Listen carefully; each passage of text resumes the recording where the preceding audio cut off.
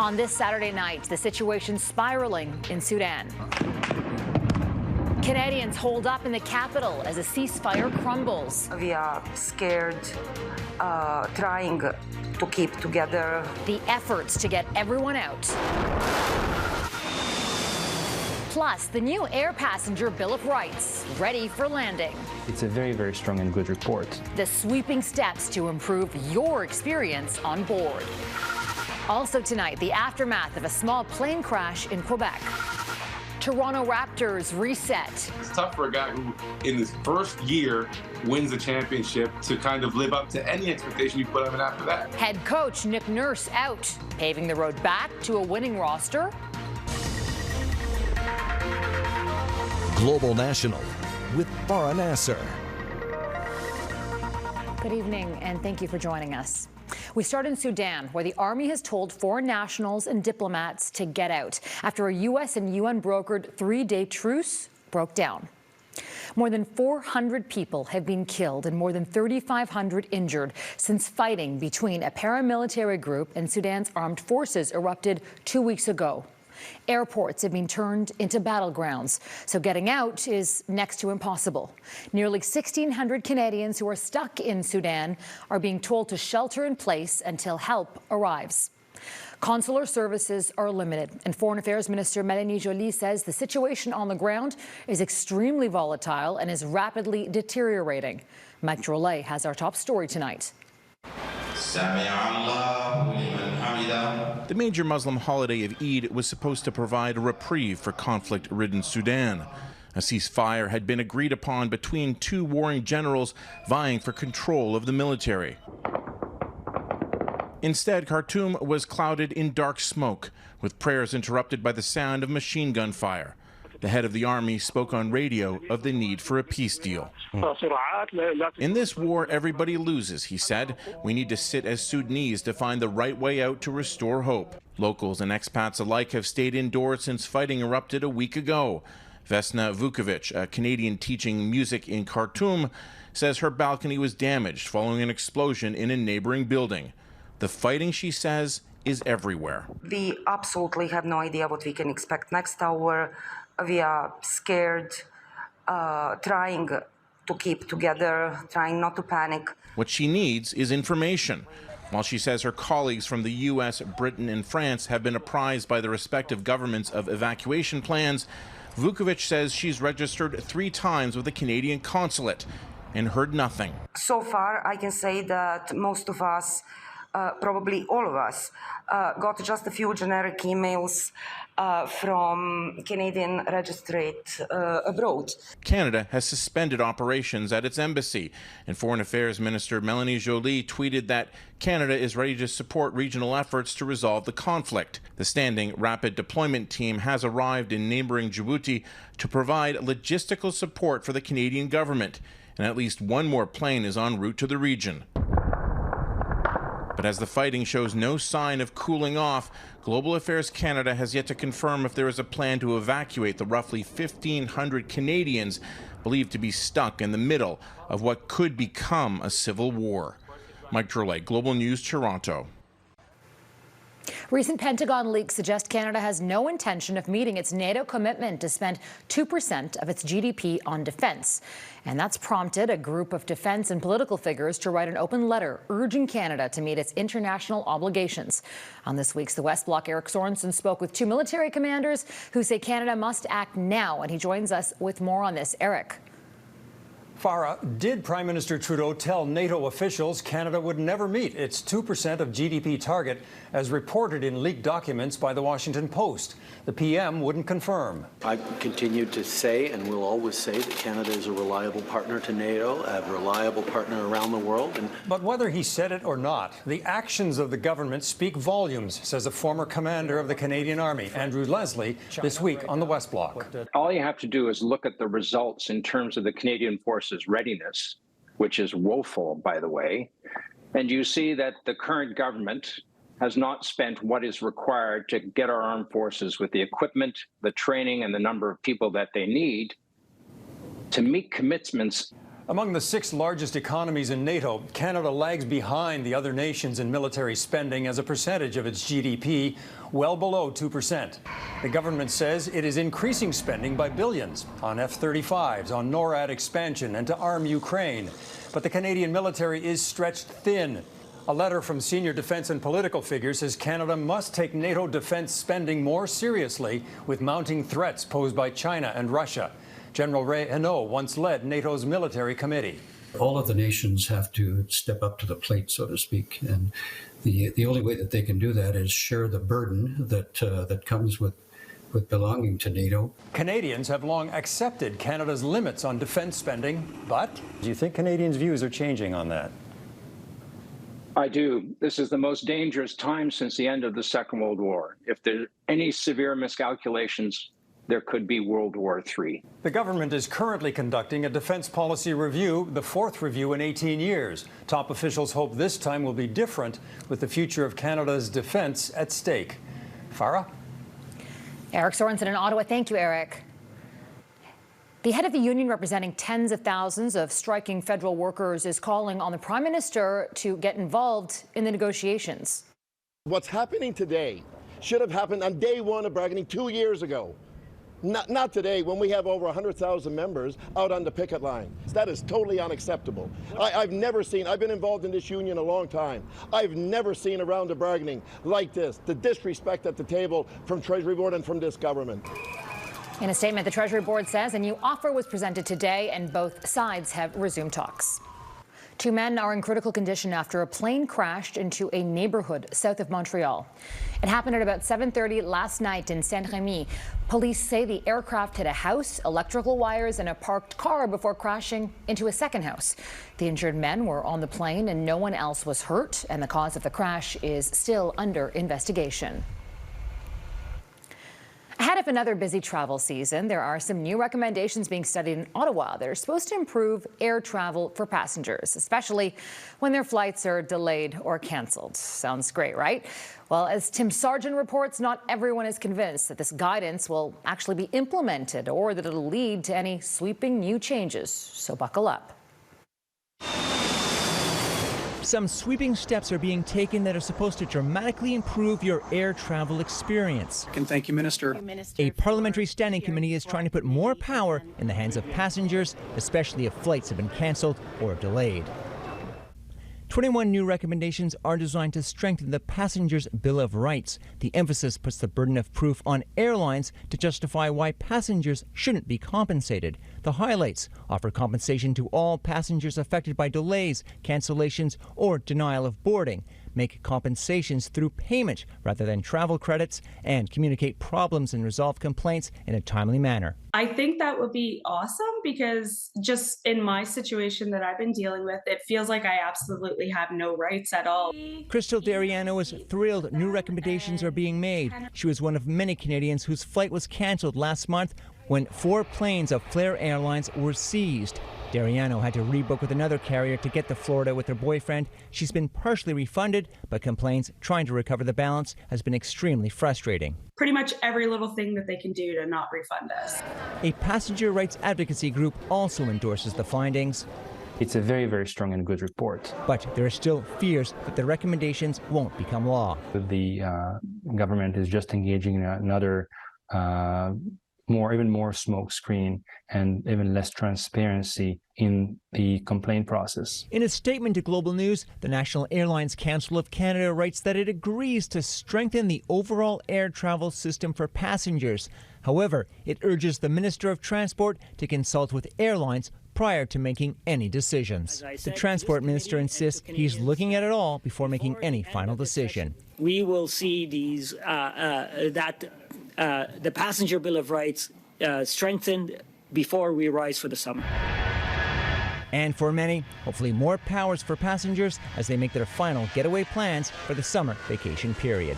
Tim Sargent, Global News, Montreal. The U.S. Supreme Court handed both the Biden administration and abortion rights advocates a victory last night. In a majority decision, the court will allow mifepristone, commonly referred to as the abortion pill, to remain available without restrictions. As Reggie Cicchini reports, the victory is only temporary amid a much larger legal battle. In this new post-Roe America where reproductive health is intertwined with partisan politics, a rare win was handed to abortion rights groups on Friday after 7 of 9 justices on the country's highest bench allowed mifepristone to remain available without restrictions in states where the procedure isn't banned. That is very important in ensuring reproductive health. While the Biden administration and the drug manufacturer lauded the move, it's not the end of the road. This ruling was merely procedural, with the ultimate decision on accessibility being handed back to the lower courts. Once the case is in fact heard on the merits, then the court weighs in on the substance. That will tell us what happens for other drugs. At the core of this fight is safety. The FDA approved mifepristone 23 years ago, and it's become the most commonly used medication for abortions in America. But a Texas judge sided with an anti-abortion group who says the drug is dangerous and wants it banned.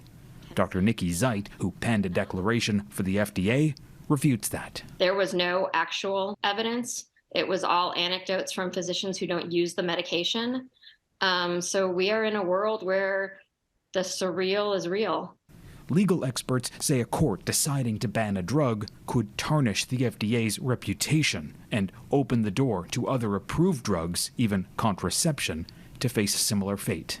This case is fundamentally about expertise and the degree to which we trust scientific officials. Lawyers say this one win does not indicate how the rest of these cases will be decided. Rather, it shows a more cautious approach to a topic that's been politically charged, one that could again prove problematic for Republicans in the next election, with the party caught between a conservative base and a reality showing broad public support for abortion. Farah? Reggie Cicchini in Washington. Thank you, Reggie. The nature economy, coming up why protecting the planet and making a profit are no longer at odds. It's Earth Day today, and as activists across the planet call for greater environmental protections, in this country, there's a growing movement embracing the so-called nature economy. It relies on conservation and stewardship to protect economic growth and to drive up tourism by saving old-growth forests and placing a price tag on the environment. Anne Gaviola unpacks the new approach. Trees as big as buildings in BC's coastal rainforests are prime targets for loggers. But proponents of the so-called nature economy suggest leaving them standing is more profitable than cutting them down. We understood that, 500-year-old trees don't just grow up overnight. The nature economy puts the environment first to promote economic growth, placing a price tag on clean air, wildlife, and plants. Traditional economic models don't value things in nature until they're processed for human use. The nature economy is niche, though increasingly being considered in boardrooms across the country. But it's voluntary and not standardized. Our economy, if it continues on its current path, will effectively bring ruin to the very ecosystem that our civilization kind of grew up in. Clean energy champion Tom Rand says the financial and business community need to fully understand the cost of environmental inaction. One example, cod fishing, once a thriving industry in Atlantic Canada. Overfishing led to its collapse in the early 90s. The long-term financial ramifications are felt to this day. There's nothing inherently against valuing nature within capitalist economies. You just need to put a rule in place that values it, and then you would act accordingly. So it's really a all-hands-on-deck emergency call for action. Economic development has often been thought of as either a development or conservation approach. Both of these can be used in tandem to create an opportunity where growth and development are actually accelerated at a pace that we've never been able to see before. The amount of money that's currently being invested. The Smart Prosperity Institute estimates annual investment in Canada's nature economy is more than $5 billion, but needs to increase to $25 billion. When we think about things like floods or natural disasters, investing in nature can help mitigate those types of disasters and create a better bottom line for these businesses. The challenge, getting people to understand that the investment pays off over time. Anne Gaviola, Global News, Toronto. The COVID-19 connection ahead. Are people infected with the virus at a higher risk of suffering from diabetes? While many Canadians may be moving on from the COVID-19 pandemic, health experts remain concerned over the long-term effects from getting infected with the virus. And now a new study is examining its mysterious link to another disease, diabetes. As Catherine Ward reports, evidence suggests COVID is increasing the risk for the chronic condition, and it's not entirely clear why. Experts are unraveling the full scope of COVID-19's long-term implications, and the latest finding is an increased risk of a serious chronic condition. People who were infected with COVID, they had about 17 to 22% higher risk of developing diabetes compared to those who did not have COVID. This isn't the first study to examine the link between the two diseases, but it is one of the largest, looking at more than 629,000 people. We found that 1 in 20 people who are living with diabetes during this time that could be related to their COVID infection. The data doesn't tell us that COVID-19 causes diabetes, and researchers say more study is required. But experts do have a few theories about why more diabetes cases were found in people who had COVID-19. One possibility could be that the COVID-19 virus might be affecting the pancreas, which makes insulin, and that is one of the ways that the body manages sugar levels and prevents it from getting diabetes. Another hypothesis is that people who were diagnosed with COVID-19 were overall more likely to get sick and then be followed by doctors. They're more likely to be hospitalized, and they're more likely to be seen by doctors over the next year or two, which is more opportunities to get a test for diabetes. So it's possible that infection just might have increased the ascertainment, the detection of diabetes more frequently compared to non-infection. With cases on the rise, experts say understanding why diabetes happens is critical. Unfortunately and sadly, diabetes rates are rising slowly. About 25 years ago, it was closer to 1 in 20 people having diabetes, and now we're at 1 in 10 and 1 in 5 over 65. While many questions linger, researchers say the link gives doctors more clues about what to watch for long term. And that could help us to think through how we monitor people and how we could advise people in terms of reducing their risk. Catherine Ward, Global News, Toronto. Raptors at a crossroad next, replacing head coach Nick Nurse and what's needed to replicate that winning chemistry. There is a lot of uncertainty for Canadian basketball fans after this week's big news about the Toronto Raptors. Despite leading them to their first and only NBA championship in 2019, star head coach Nick Nurse was fired on Friday, an arguably expected bombshell given the team's failing performance this season. Togetherness, all the things that I think culture we have stood for here, I think we lacked this year. All I think about is how you win. You know, like I almost think that sometimes we almost have to like validate the championship we won. Canada's only NBA team faces many questions over what comes next and how to replicate the success seen 4 years ago. Joining me now from Toronto to talk about Nurse's exit is NBA TV host and producer Akil Augustine. Akil, thanks so much for joining us. I want to start with reaction first. So what's the reaction been to Nurse's firing in the basketball world? Well, it's split down the middle. Some people are surprised because they thought that the Raptors would continue down the path they have, still a year left on his contract. And some people, after the press conference in Philly, kind of thought the writing was on the wall and, the table was set for Nurse to make his exit. Well, he's been at the helm for almost 5 years. Obviously, his tenure was marked with ups and downs, but he did steer the Raptors to their first and only NBA title in 2019. How else will he be remembered? He'll be remembered as exactly that, the man that brought Toronto its very first championship, the helmsman of one of the greatest Raptors teams ever known. Unfortunately, things just didn't seem to live up to the expectations. And again, it's tough for a guy who, in his first year, wins the championship to kind of live up to any expectation you put on him after that, because, you've kind of done it all, right? Yeah, that's a really good point. As you mentioned, the Raptors have not been able to replicate that success. So what do you think has gone wrong and what needs to happen to get them back to the top? A lot of people are saying there's a need for a big trade here.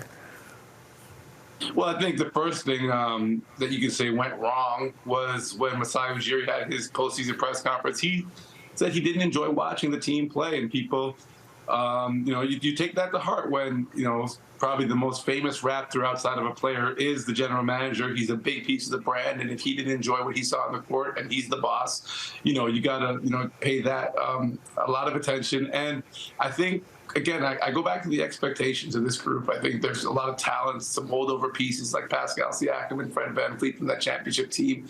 And people wanted to see a lot from this group. People were hoping that the Raptors can continue to be a team that would be competing with the Boston Celtics and the Philadelphia 76ers for, a spot in the Eastern Conference Championships. And hopefully, after a little bit more work, maybe the NBA Finals. And that just didn't seem like it was happening for this group.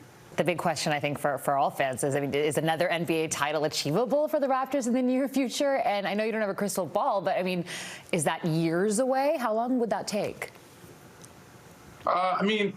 Listen, that's the number one goal for Masai Ujiri. He said in his press conference he wants to validate that first 2019 championship and make sure that people don't think it's a flash in the pan and that this is an organization built around success. It's a couple years away at least. Do I think it's next year? Obviously not. I think the Raptors are going to have to reassess things and kind of restock the cupboards and find that talent that can get them to that threshold and look for that opportunity a la the Kawhi move maybe. But I think with the amount of talent we have in the front office, the basketball minds that have been put together, I trust that this group has the ability to steer us towards another NBA championship. But fans are going to have to be patient. We can't be spoiled. Good point. All right, Akil, great talking to you. That is Akil Augustine, host and producer for NBA TV. Appreciate it. And that's Global National for this Saturday night. I'm Farah Nasser, and on behalf of our whole crew, I want to thank you so much for spending part of your evening with us. Tonight's Your Canada is Cape Spear, Newfoundland, and Labrador. We love seeing your Canada, so please keep emailing us your photos to viewers@globalnational.com. Until tomorrow, take care of yourselves and take care of each other. Good night.